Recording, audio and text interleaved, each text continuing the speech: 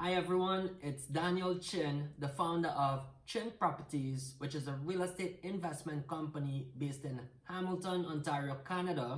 And I'm also the author of The Manifested Millionaire, which came out last year, 2020.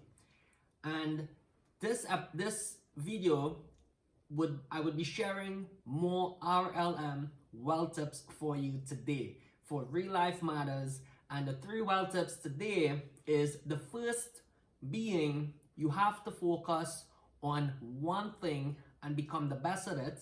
The second wealth tip is you must have passion in what you're doing. And the third is you have to deal with the right people. And I'll share with you my stories from experience with regards to these 3 wealth tips. And the first being you have to focus on one thing, because when I started roughly about 10 years ago, so 2010, 2011, I didn't have much capital or money. I didn't have any connections, didn't know anybody, and I didn't really have much self-confidence because I didn't have much knowledge. I didn't know pretty much anything in real estate investing. But the first thing what I did was I read books such as Think and Grow Rich from Napoleon Hill, Rich Dad Poor Dad from Robert Kiyosaki, and also The Millionaire Real Estate Investor from Gary Keller. And reading was my source of knowledge, which helped me to develop the frame of mind to be thinking in that direction of creating wealth. And of course, I was very focused when I wrote down my goals. This was in 2011, 2012. And it actually was also in one of the pages of the Manifested Millionaire book in the chapter of the importance of setting goals, where you can see literally the word for word which I wrote down roughly about 10 years ago and how it has manifested over the coming years. But of course, having the focus with having my goals written down, knowing exactly which direction and where I wanted to go. And at that age, I was very determined to getting my first rental property. And it actually happened in February 28, 2013, when I acquired my first duplex property in Hamilton, Ontario, Canada. And a duplex is a property with 2 apartments. And I actually still hold that property today. But for 10 months, I actually searched and looked for that one property. It was a lot of persistence, looking at over 100 properties and analyzing to determine whether if it was profitable or not, or if it was a good property to hold over the long term, which was part of my strategy. And the answer was yes, yes, and yes. And it required a lot of focusing at the very beginning. And I can tell you, after that first rental property, managing it for 1 year, I looked for a second rental property, which was also part of my goals written down, to have 2 rental properties that's positive cash flowing by, it was the year 2017 as written in the Manifested Millionaire book. And I was very focused, and my mind was trying to find ways of, okay, there has to be a better way of finding properties, because I was only looking on the market for deals, and my brain started to open up, realizing there are also deals off market, private deals where you can drive up and down different streets and you might have that homeowner who put a private for sale sign, for sale, and that could also be an opportunity that is not on the real estate market. And I can tell you, several months later, after this was in 2014, I did find that second rental property, which was very similar to my first one, right, that I already had experience with managing it for 1 year. And The second rental property was a perfect duplex, which means there was two separate furnaces, two separate water tanks, two separate hydrometers, two separate entrances. So there was one separate apartment above, one separate apartment below, and it was just perfect, and it was a no-brainer at the price at that point in time where it could generate positive cash flow.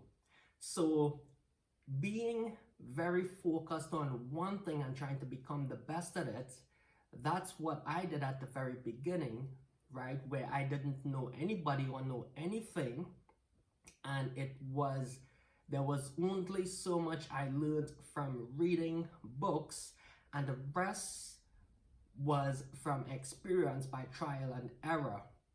And of course, after the second acquisition, subsequent acquisitions, it enabled me to be a bit more creative when it came to creating the add value in these properties through design and renovation, such as one of the duplex project which I did was currently a single family that was converted to a duplex, going through the building permits process with the city of Hamilton to doing everything properly according to Ontario Building Code and getting everything approved. And of course, it is registered as a legal duplex property.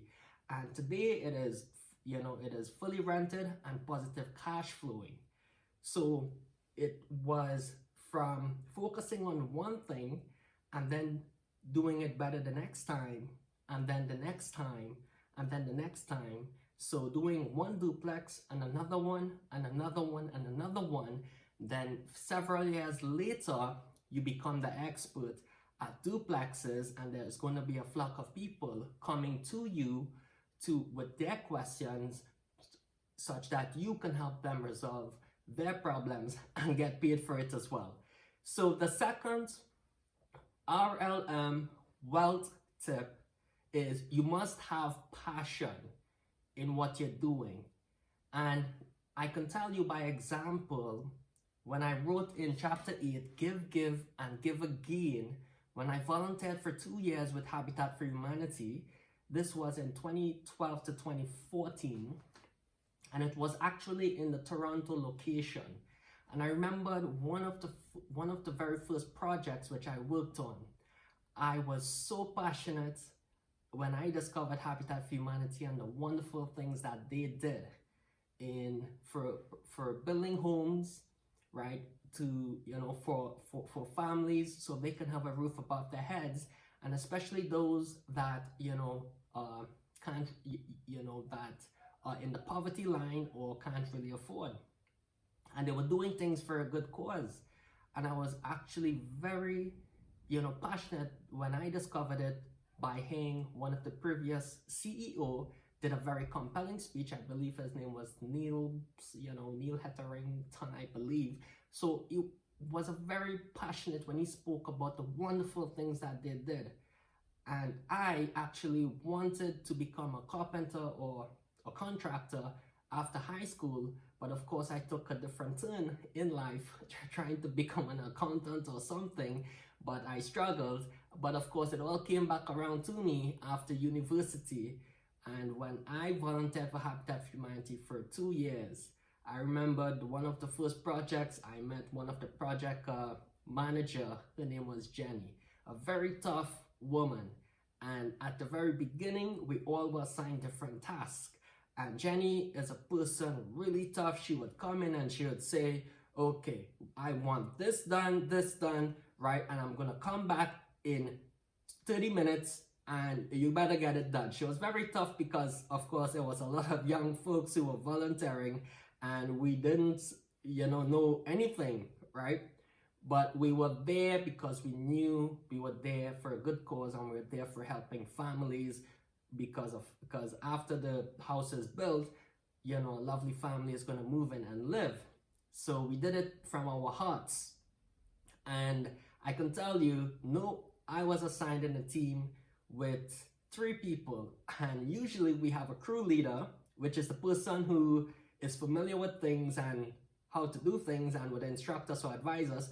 But that day we didn't have a crew leader, and I was left alone with, you know, three other people who we all didn't know what to do. However, I did have some prior experience from taking a tech design class in high school, working in a workshop, and I felt like, okay, I gotta step up, take the lead. I'll pretend I'll be the crew leader and I'll advise everyone what to do. And we were cutting pieces of drywall, we were installing drywall and insulation, and I can tell you, I was so passionate that I didn't even think about taking a break or drinking water as we are supposed to right throughout the day to stay alive, because it's a lot of physical, you know, strenuous work.